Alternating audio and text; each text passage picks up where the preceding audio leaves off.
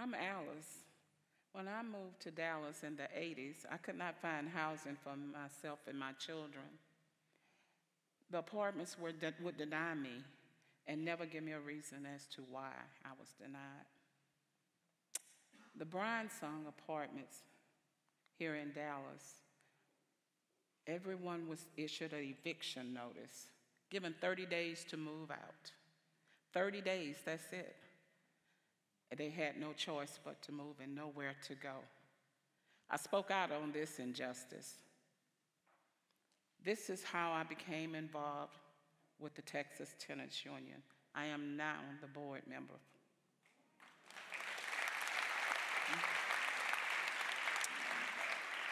Being black is like having a second job, even if you're asking to use the restroom.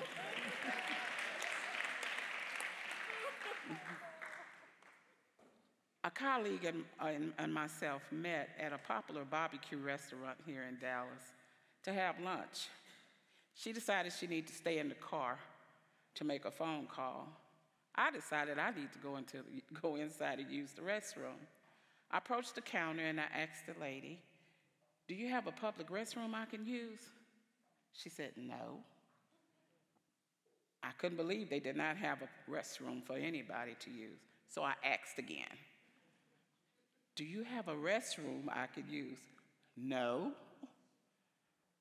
So I'm thinking, cannot be true. So I repeated myself. "Do you have any type of restroom I can use?" By that time, Beth is coming in the front door. And I tell Beth, I say, "Look, Beth," I said, "we may need to eat somewhere else. They don't have a public restroom at all." "You shitting me." I said, "Seriously, they just said they don't have a bathroom. I don't believe that." I said, "Beth, this is what they're saying." Beth approaches the counter, and she asks, "Do you have a restroom I can use?" "Sure, here is the key, and the bathroom is outside the door and go around to the side." I stepped from behind the customer. I said, "I just asked you, did you have a bathroom that I could use? And you told me no."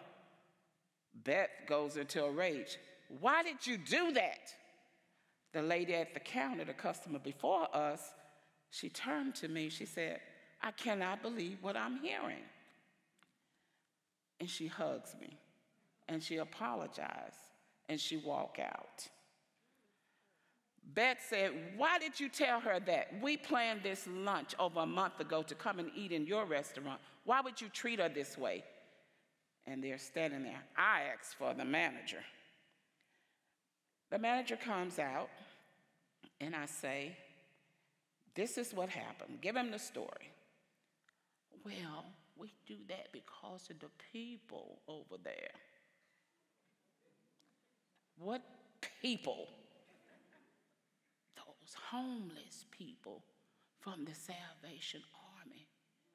"Oh, so now I look homeless to you?" Beth says, "I cannot believe this is not true." "Well, this restaurant is for paying customers," is what the manager said again. What determined I didn't have any money? I look like I don't have any money now. So you're continually to discriminate against me. "Well, we would have to investigate."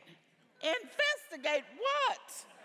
Beth goes, "Oh my God, this is not real. She's not lying. I'm not lying. We're telling you the truth. What is there to investigate?" "Well, I'm sorry." So Beth and I decided to leave.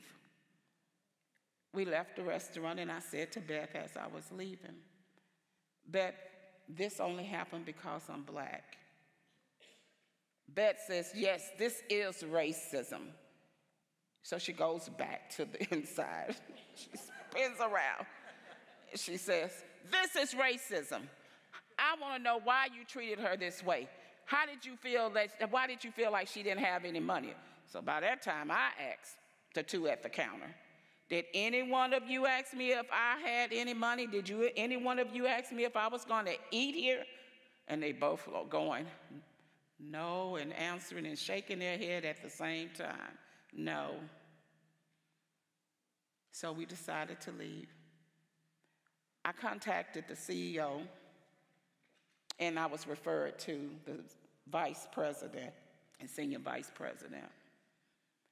And in short, this is what he said. I'm so sorry that happened. This is not how we treat our customers. However, had your Caucasian friend Beth asked the same question the way you did, she would have been told the same thing. I cannot believe that. At this point, I say to him, sir, this is totally racism, and we want to know what you're going to do about it. Well, the lady that told you that at the counter, her husband is black, and they have 4 beautiful children. What the hell do that have to do with it?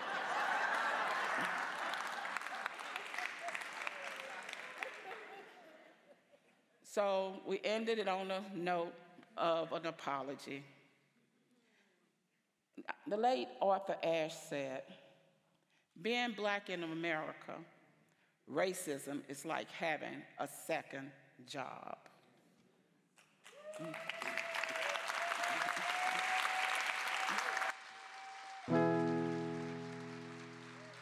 I was born by the river in a little old tent, and just like that river I've been running